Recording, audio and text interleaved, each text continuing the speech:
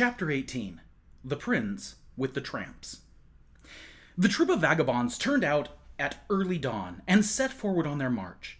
There was a lowering sky overhead, sloppy ground underfoot, and a winter chill in the air. All gaiety was gone from the company. Some were sullen and silent. Some were irritable and petulant. None were gentle-humored, and all were thirsty. The ruffler put Jack in Hugo's charge with some brief instructions, and commanded John Canty to keep away from him and let him alone. He also warned Hugo not to be too rough with the lad. After a while, the weather grew milder, and the clouds lifted somewhat. The troop ceased to shiver, and their spirits began to improve. They grew more and more cheerful, and finally began to chaff each other and insult passengers along the highway. This showed that they were awaking to an appreciation of life and its joys once more. The dread in which their sort was held was apparent in the fact that everybody gave them the road, and took their ribald insolences meekly, without venturing to talk back. They snatched linen from the hedges, occasionally in full view of the owners, who made no protest, but only seemed grateful that they did not take the hedges too. By and by, they invaded a small farmhouse and made themselves at home, while the trembling farmer and his people swept the larder clean to furnish a breakfast for them. They chucked the housewife and her daughters under the chin whilst receiving the food from their hands, and made coarse jests about them, accompanied with insulting epithets and bursts of hoarse laughter. They threw bones and vegetables at the farmer and his sons, kept them dodging all the time, and applauded uproariously when a good hit was made. They ended by buttering the head of one of the daughters, who resented some of their familiarities. When they took their leave, they threatened to come back and burn the house over the heads of the family if any report of their doings got to the ears of the authorities. About noon, after a long and weary tramp, the gang came to a halt behind a hedge on the outskirts of a considerable village. An hour was allowed to rest. Then the crew scattered themselves abroad to enter the village at different points to ply their various trades. Jack was set with Hugo. They wandered hither and thither for some time, Hugo watching for opportunities to do a stroke of business, but finding none. So finally he said, "I see not to steal. It is a paltry place, wherefore we will beg." "We, forsooth! Follow thy trade, it befits thee, but I will not beg." "Thou not beg?" exclaimed Hugo, eyeing the king with surprise. "Prithee, since when hast thou reformed?" "What dost thou mean?" "Mean? Hast not begged the streets of London all thy life?" "I? Thou idiot! Spare thy compliments. Thy stock will last thee longer. Thy father says thou hast begged all thy days. Mayhap he lied. Peradventure, you will even make so bold as to say he lied," scoffed Hugo. "Him? You call him my father?" "Yes, he lied." "Come, play not thy merry game of a madman so far, mate. Use it for thy amusement, not thy hurt. And I tell thee this, he will scorch thee finely for it." "Save thyself the trouble. I will tell him." "I like thy spirit, I do in truth, but I do not admire thy judgment. Bone-rackings and bastings be plenty, and now in this life, without going out of one's way to invite them. But a truce to these matters. I believe your father. I doubt not he can lie. I doubt not that he doth lie upon occasion. But the best of us do that. But there is no occasion here. A wise man does not waste so good a commodity as lying for naught. But come, sith it is thy humour to give over begging, wherewithal shall we busy ourselves? With robbing kitchens?" the king said impatiently. "Have done with this folly. You weary me." Hugo replied, with temper, "Now, hark thee, mate. You will not beg, you will not rob. So be it, but I will tell you what you will do. You will play decoy whilst I beg. Refuse, and you think you may venture." The king was about to reply contemptuously, when Hugo said, interrupting, "Peace! Here comes one with a kindly face. Now I will fall down in a fit. When the stranger runs to me, set you up a wail, and fall upon your knees, seeming to weep. Then cry out as all the devils of misery were in your belly, and say, "Oh, sir, it is my poor afflicted brother, and we be friendless. Oh, God's name, cast through your merciful eyes one pitiful look upon a sick, forsaken, and most miserable wretch. Bestow one little penny out of thy riches upon one smitten of God and ready to perish. And mind you, you keep on wailing, and abate not till we bilk him of his penny, else shall you rue it." Then immediately Hugo began to moan and groan and roll his eyes and reel and totter about, and when the stranger was close at hand, down he sprawled before him with a shriek and began to writhe and wallow in the dirt in seeming agony. Oh dear," cried the benevolent stranger. "Oh, poor soul, how he doth suffer! There, let me help thee up." "Oh, noble sir, forbear, and God love you for a princely gentleman. But it giveth me cruel pain to touch me when I am taken so. My brother there will tell your worship how I am racked with anguish when these fits be upon me. A penny, dear sir, a penny to buy a little food, then leave me to my sorrows." "A penny? Thou shalt have 3, thou hapless creature." And he fumbled in his pocket with nervous haste and got them out. "There, poor lad, take them, and most welcome. Now come hither, my boy, help me carry thy stricken brother to yon house where—" "I am not his brother," said the king, interrupting. "What? Not his brother?" "Oh, hear him!" groaned Hugo, then privately ground his teeth. "He denies his own brother, and he with one foot in the grave." "Boy, thou art indeed hard of heart, if this is thy brother. For shame! And he scarce able to move hand or foot. If he is not thy brother, who is he then?" "A beggar and a thief. He has got your money, and has picked your pocket likewise, and thou wouldst do a healing miracle. Lay thy staff over his shoulder, and trust Providence for the rest." But Hugo did not tarry for the miracle. In a moment he was up and off like the wind, the gentleman following after and raising the hue and cry lustily as he went.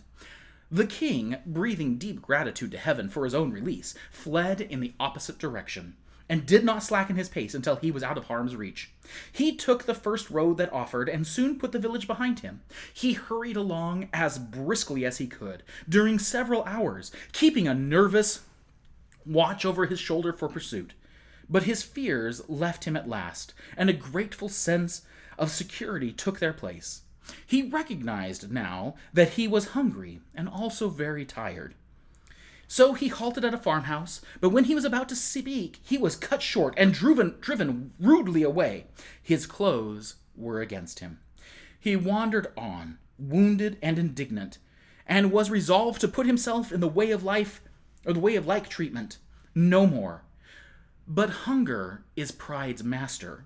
So as the evening drew near, he made an attempt at another farmhouse, but here he fared worse than before, for he was called hard names, and was promised arrest as a vagrant, except he move on promptly.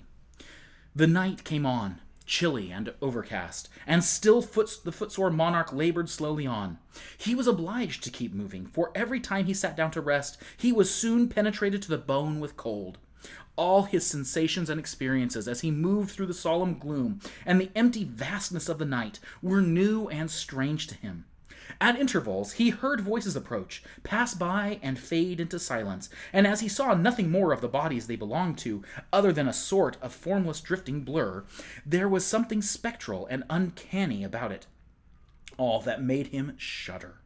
Occasionally he caught the twinkle of a light, always far away, apparently, almost in another world.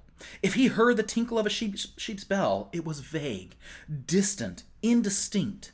The muffled lowing of the herds floated to him on the night wind, in vanishing cadences. A mournful sound. Now and then came the complaining howl of a dog over viewless expanses of field and forest. All sounds were remote. They made the little king feel that all life and activity were far removed from him, and that he stood solitary, companionless, in the center of a measureless solitude. He stumbled along, through the gruesome fascinations of this new experience, startled occasionally by the soft rustling of the dry leaves overhead. So like human whisperings they seemed to sound, and by he came suddenly upon the freckled light of a tin lantern near at hand. He stepped back into the shadows and waited. The lantern stood by the open door of a barn. The king waited some time. There was no sound, and nobody stirring. He got so cold standing still, and the hospitable barn looked so enticing, that at last he resolved to risk everything and enter. He started swiftly and stealthily, and just as he was crossing the threshold, he heard voices behind him. He darted behind a cask within the barn and stooped down. 2 farm laborers came in, bringing the lantern with them, and fell to work, talking meanwhile. Whilst they moved about with the light, the king made good use of his eyes and took the bearing of what seemed to be a good-sized stall at the further end of the place, proposing to grope his way to it when he should be left to himself. He also noted the position of a pile of horse blankets midway of the route, with the intent to levy upon them for the service of the crown of England for one night.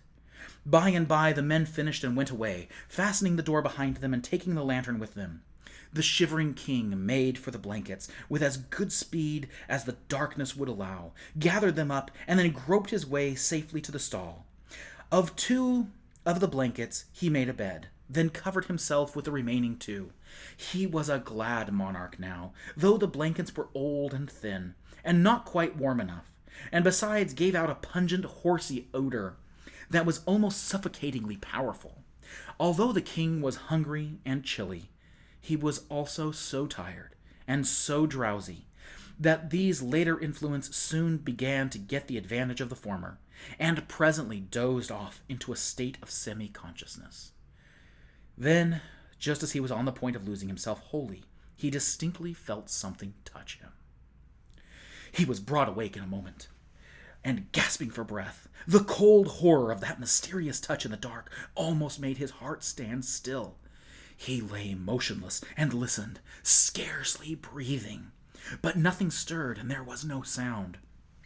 He continued to listen and wait during what seemed a long time, but still nothing stirred, and there was no sound. So he began to drop into a drowse once more at last, and all at once he felt that mysterious touch again. It was a grisly thing, this light touch from this noiseless and invisible presence. It made the boy sick with ghostly fears. What should he do? That was the question. But he did not know how to answer it. Should he leave these reasonably comfortable quarters and fly this inscrutable horror? But fly whither? He could not get out of the barn, and the idea of scurrying blindly hither and thither in the dark, within the captivity of the 4 walls, with this phantom gliding after him, and visiting him with that soft, hideous touch upon his cheek or shoulder at every turn, was intolerable. But to stay where he was, and endure this living death all night, was that better? No. What, then, was there left to do? There was but one course. He knew it well. He must put out his hand and find that thing. It was easy to think this, but it was hard to brace himself up to try it.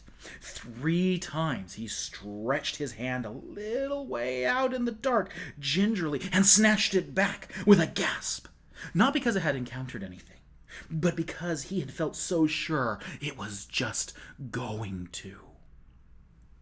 But the 4th time he groped a little further, and his hand lightly swept against something soft and warm. This petrified him, nearly with fright. His mind was in such a state that he could imagine the thing to be nothing else than a corpse, newly dead and still warm. He thought he would rather die than touch it again, but he thought this false thought because he did not know the immortal strength of human curiosity. In no long time, his hand was trembling, groping again, against his judgment and without his consent, but groping persistently on, just the same. It encountered a bunch of long hair. He shuddered, but followed up the hair and found what seemed to be a warm rope, followed up the rope and found an innocent calf. For the rope was not a rope at all, but the calf's tail. The king was cordially ashamed of himself for having gotten all that fright and misery out of so paltry a matter as a slumbering calf. But he need not have felt so about it, for it was not the calf that frightened him, but a dreadful, non-existent something which the calf stood for, and any other boy in those old superstitious times would have acted and suffered just as he had done. The king was not only delighted to find that the creature was only a calf, but delighted to have the calf's company. For he had been feeling so lonesome and friendless that the company and comradeship, even of this humble animal, were welcome. And he had been so buffeted, so rudely entreated by his own kind, that it was a real comfort to him to feel that he was, at last, in the society of a fellow creature that had at least a soft heart and a gentle spirit, whatever loftier attributes might be lacking. So he resolved to waive rank and make friends with the calf. While stroking the sleek, warm back, for it lay near him and within easy reach, it occurred to him that this calf might be utilized in more ways than one. Whereupon he rearranged his bed, spreading it down close to the calf. Then he cuddled himself up to the calf's back, drew the covers up over him and his friend, up over himself and his friend, and in a minute or two was as warm and comfortable as he had ever been in the downy couches of the regal palace of Winchester. Pleasant thoughts came at once. Life took on a cheerfuller seeming. He was free of the bonds of servitude and crime, free of the companionship of base and brutal outlaws. He was warm. He was sheltered. In a word, he was happy. The night wind was rising. It swept by in fitful gusts that made the old barn quake and rattle. Then its forces died down at intervals and went moaning and wailing around the corners and projections. But it was all music to the king. Now that he was snug and comfortable, let it blow and rage. Let it banter and bang. Let it moan and wail. He minded it not.